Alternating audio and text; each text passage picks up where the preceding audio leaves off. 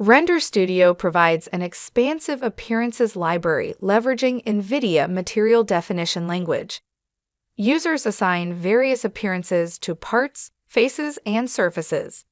These define the surface finish image and how light interacts with the surface. Locate appearances using the folders on the left or use the search field.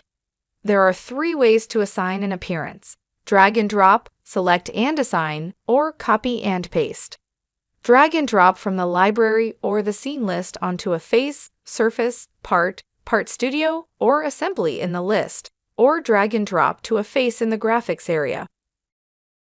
Select one or more elements. Right-click in the library or the list. Click Assign. Copy and paste with their right-click menu, either from the library or the list. Click Copy.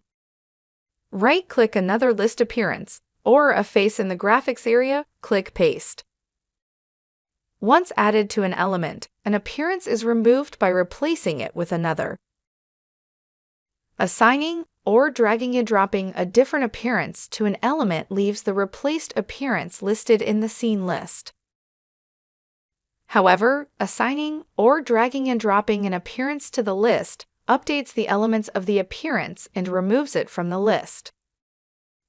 Each time you assign from the library, it adds a new appearance to the list, whether it is assigned to one element or multiple elements.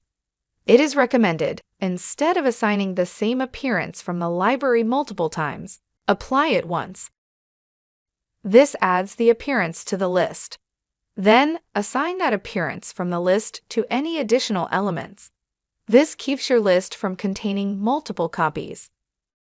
If an appearance is assigned to a face, and then another is assigned to the part where that face resides, a notification appears with the option to clear face appearances.